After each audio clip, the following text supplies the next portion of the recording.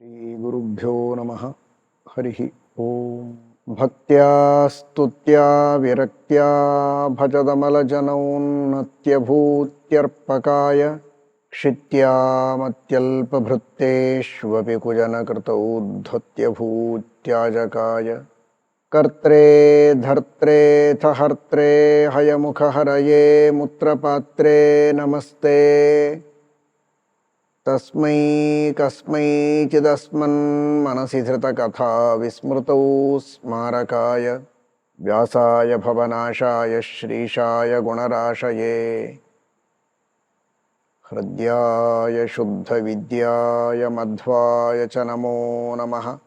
ನೌಮಿನ್ಯಾಯ ಸುಧಾದಿಕೃಜ್ಜಯ ಮುನೀನ್ ಶ್ರೀಪಾದರಾಟ್ಸನ್ಮಣೀನ್ ವ್ಯಾಸಾರ್ಯಾನ್ ವಿವಿಧಾಗಮಬ್ಧಿವಿಹರಾನ್ ಶ್ರೀವಾದಿರಾಜಾನಪಿ ವಂದೇ ಹಂಸವರಾನ್ ರಘುತ್ತಮಗುರೂನ್ ವೈದಗ್ಧ್ಯವರಾಂ ನಿಧೀನ್ ಶ್ರೀ ಸತ್ಯವ್ರತರಾಘವೇಂದ್ರ ಮುನಿಪಾನ್ ಸದ್ಬೋಧಸಧ್ಯಾನಪಾನ್ ಸತ್ಯಾಭಿಜ್ಞಕರಾಬ್ಜೋತ್ಥಾನ್ ಪಂಚಾಶದ್ವರ್ಷಪೂಜಕಾನ್ ಸತ್ಯಪ್ರಮೋದತೀರ್ಥಾರ್ಯಾನ್ ನೌಮಿನ್ಯಾಯ ಸುಧಾರತಾನ್.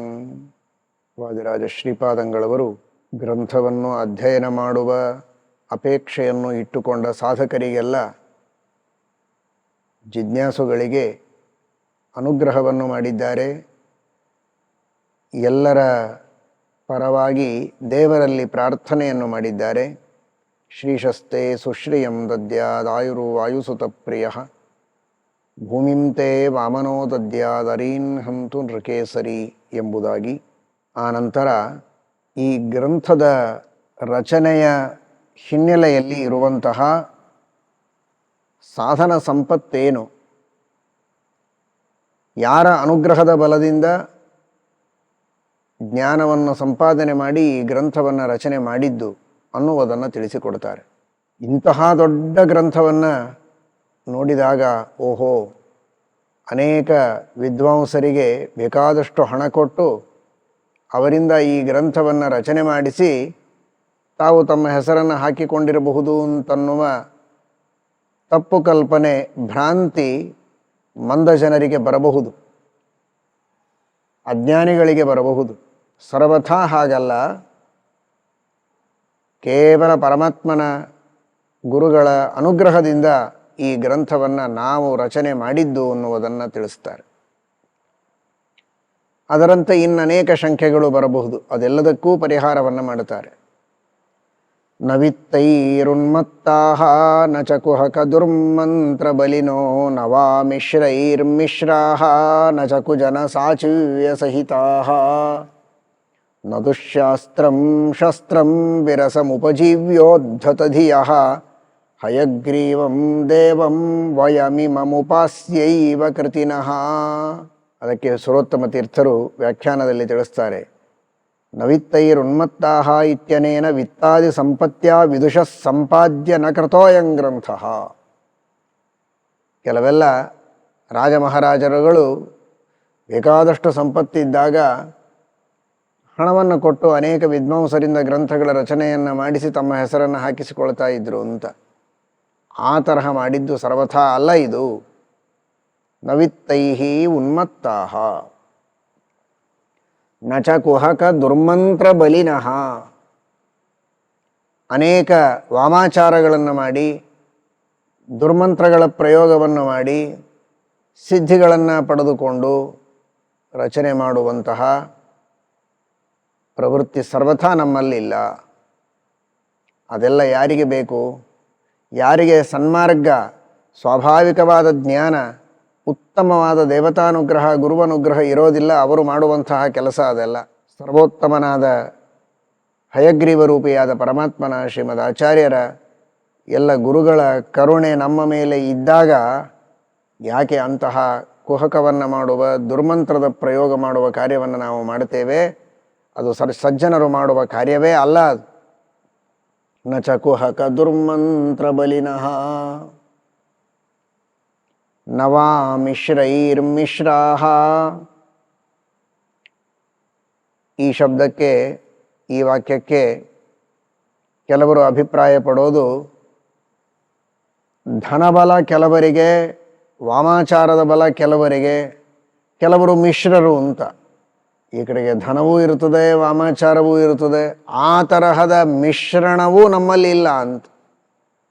ನವ ಮಿಶ್ರೈರ್ಮಿಶ್ರಾಹ ಹಾಗೆ ಕೆಲವರು ಅಭಿಪ್ರಾಯ ಪಡ್ತಾರೆ. ಇನ್ನೊಂದು ಮಿಶ್ರ ಎಂಬ ಶಬ್ದಕ್ಕೆ ಶ್ರೇಷ್ಠ ಅಂತ ಅರ್ಥ ಇದೆ. ಕುಹಕ ದುರ್ಮಂತ್ರಗಳನ್ನು ಉಪಯೋಗ ಮಾಡಿ ಆ ಬಲದಿಂದ ಈ ಗ್ರಂಥದ ರಚನೆಯನ್ನು ಮಾಡಿಲ್ಲ ಅನ್ನುವುದು ಸತ್ಯ. ಆದರೆ ಅಷ್ಟು ಮಾತ್ರ ಅಲ್ಲ, ಕುಹಕ ಏನಿಲ್ಲ, ಒಳ್ಳೆ ವಿದ್ವಾಂಸರು, ಉತ್ತಮ ವಿದ್ವಾಂಸರು, ಶ್ರೇಷ್ಠರು, ಅಂತಹ ಒಳ್ಳೆ ಉತ್ತಮರಾದ ಸಜ್ಜನರಾದ ವಿದ್ವಾಂಸರು, ಅವರಿಗೆ ಹಣವೂ ಏನು ಕೊಟ್ಟದ್ದಿಲ್ಲ. ಹಣದ ಬೇಕಾದಷ್ಟು ಬಲ ಇದೆ ಅಂತ ಹಣ ಕೊಟ್ಟದ್ದೇನಿಲ್ಲ, ಅಥವಾ ದುರ್ಮಂತ್ರಗಳ ಪ್ರಯೋಗ ಮಾಡಿದ್ದಿಲ್ಲ.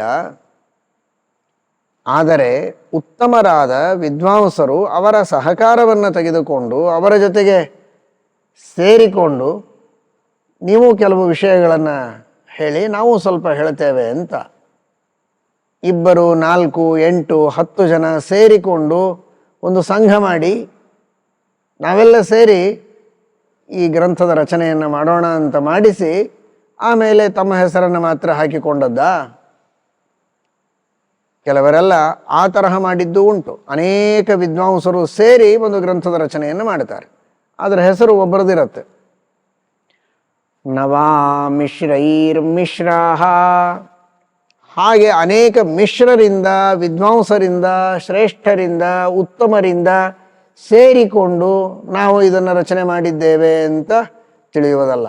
ಉತ್ತಮರಾದ ಜ್ಞಾನಿಗಳ, ಗುರುಗಳ, ದೇವರ ಅನುಗ್ರಹ ಇದೆ, ಅದು ಬೇರೆ, ಅದನ್ನು ಮುಂದೆ ಹೇಳುವವರಿದ್ದಾರೆ.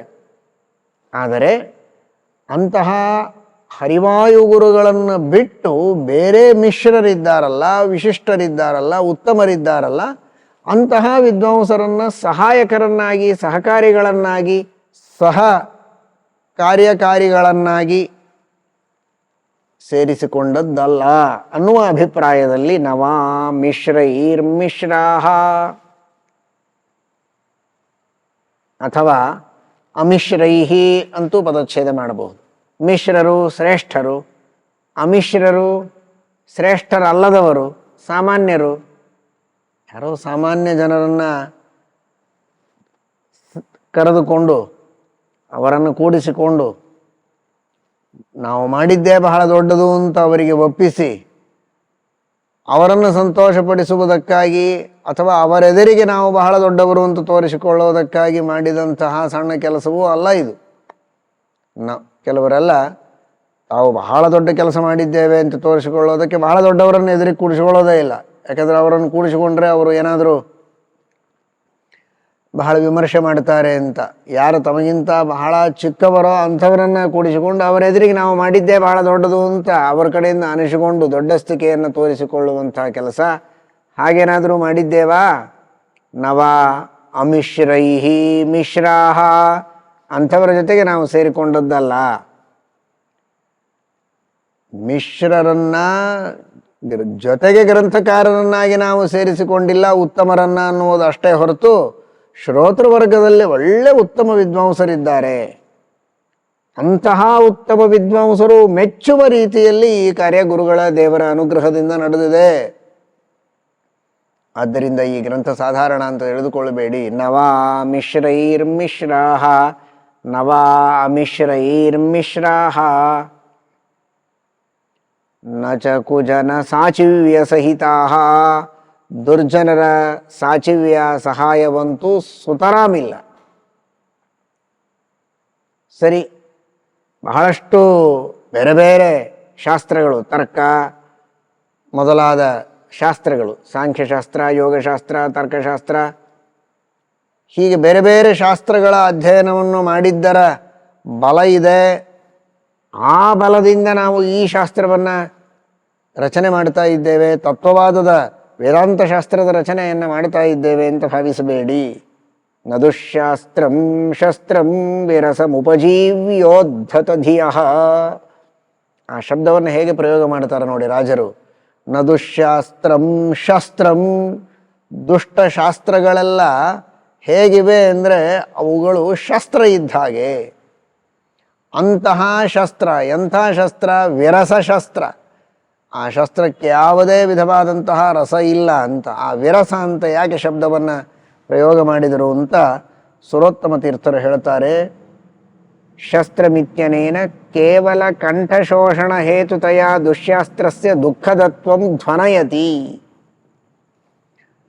ಅವುಗಳೆಲ್ಲ ಕಂಠಶೋಷಣ ಹೇತು. ಪ್ರಾಮಾಣಿಕವಾದ ಶ್ರೀಮದ್ ಆಚಾರ್ಯರಿಂದ ಉಪದಿಷ್ಟವಾದ ಏನು ಶಾಸ್ತ್ರಗಳಿವೆ, ಇದು ಮೋಕ್ಷಪ್ರದವಾದ ಶಾಸ್ತ್ರ, ಸುಖಪ್ರದವಾದ ಶಾಸ್ತ್ರ. ಉಳಿದ ಶಾಸ್ತ್ರಗಳೆಲ್ಲ ಕಂಠಶೋಷಣ ಹೇತುವಾದದ್ದು, ಅವುಗಳಲ್ಲಿ ಆಸಕ್ತರಾಗಬಾರದು. ಇದರರ್ಥ ಬೇರೆ ಶಾಸ್ತ್ರಗಳ ಪರಿಚಯ ವಾದಿರಾಜ ಶ್ರೀಪಾದಂಗಳವರಿಗೆ ಇಲ್ಲ ಅಂತ ತಾತ್ಪರ್ಯವಲ್ಲ. ಆದರೆ ಆ ಶಾಸ್ತ್ರಗಳನ್ನೇ ಆಶ್ರಯಿಸಿ ಈ ಗ್ರಂಥವನ್ನು ರಚನೆ ಮಾಡಿದ್ದಲ್ಲ. ಆ ಜ್ಞಾನದ ಬಲದಿಂದ ಇದನ್ನು ರಚನೆ ಮಾಡಿದ್ದಲ್ಲ. ಹರಿವಾಯು ಗುರುಗಳ ಅನುಗ್ರಹದಿಂದ ಶ್ರೀಮದ್ ಆಚಾರ್ಯರು ಉಪದೇಶ ಮಾಡಿದ ಸರ್ವಮೂಲಾದಿ ಗ್ರಂಥಗಳ ಬಲದಿಂದ ಇದನ್ನು ರಚನೆ ಮಾಡಿದ್ದು ಅನ್ನುವುದರಲ್ಲಿ ತಾತ್ಪರ್ಯ. ನ ದುಶ್ಯಾಸ್ತ್ರಂ ಶಸ್ತ್ರಂ ವಿರಸಮುಪಜೀವ್ಯೋದ್ಧತ ಧಿಯಃ. ಹಾಗಾದರೆ ಹೇಗೆ ಮಾಡಿದ್ದೀರಿ? ಹಯಗ್ರೀವಂ ದೇವಂ ವಯಮಿಮಮುಪಾಸ್ಯೈವ ಕೃತಿನಃ. ಹಯಗ್ರೀವ ದೇವರು, ಜ್ಞಾನಪ್ರದರಾದಂತಹ ಹಯಗ್ರೀವ ದೇವರು, ಸರ್ವವಿದ್ಯಾಪ್ರದರು. ಒಂದೇ ತುರಂಗಬದನಂ ಶಶಿಬಿಂಬ ಸಂಸ್ಥಂ ಚಂದ್ರಾವದಾತಂ ಅಮೃತಾತ್ಮಕರೈ ಸಮಂತಾದಂಡಾಂತರಂ ಬಹಿರಪಿ ಪ್ರತಿಭಾಸಯಂತಂ ಶಂಖಾಕ್ಷ ಪುಸ್ತಕ ಸುಬೋಧಯುತಾಬ್ಜಬಾಹುಂ ನಸ್ತೋ ಮುಖಾದಪಿ ನಿರಂತರಮುದ್ಗಿರಂತಂ ವಿದ್ಯಾ ಅಶೇಷತ ಉತಾಬ್ಜ ಭವೇಶ ಮುಖ್ಯೈಃ ಸಂಸೇವ್ಯಮಾನಮತಿಭಕ್ತಿ ಭರಾವನಮ್ರೈಃ ಲಕ್ಷ್ಮ್ಯಾಮೃತೇನ ಸತತಂ ಪರಿಶಿಚ್ಯಮಾನಂ. ಬ್ರಹ್ಮಾದಿ ದೇವತೆಗಳಿಗೆ ಎಲ್ಲ ವಿದ್ಯೆಗಳನ್ನು ಉಪದೇಶ ಮಾಡ್ತಾ ಇದ್ದವರು. ಮಹಾಲಕ್ಷ್ಮೀ ದೇವಿ ಯಾವಾಗಲೂ ಅಮೃತಾಭಿಷೇಕವನ್ನು ಮಾಡ್ತಾ ಇರ್ತಾಳೆ. ಅಂತಹ ವಿದ್ಯಾದೇವತೆ ಹಯಗ್ರೀವ ದೇವರು, ಇಷ್ಟ ದೇವರು. ವಾದಿರಾಜ ಶ್ರೀಪಾದಂಗಳವರ ಉಪಾಸ್ಯ ದೇವರು ಭೂವರಾಹ ದೇವರಾಗಿದ್ದರೂ ಕೂಡ ಇಷ್ಟ ದೇವರು ಹಯಗ್ರೀವ ದೇವರು. ವರಾಹ ಹಯಗ್ರೀವ ಎರಡೂ ಅತ್ಯಂತ ಅಭಿನ್ನ. ವರಾಹದೇವರ ಉಪಾಸನೆಯನ್ನೂ ಮಾಡುತ್ತಾರೆ. ಹಯಗ್ರೀವ ದೇವರ ವಿಶೇಷವಾದಂತಹ ಉಪಾಸನೆಯನ್ನು ಮಾಡಿದಂತಹ ಮಹಾನುಭಾವರು.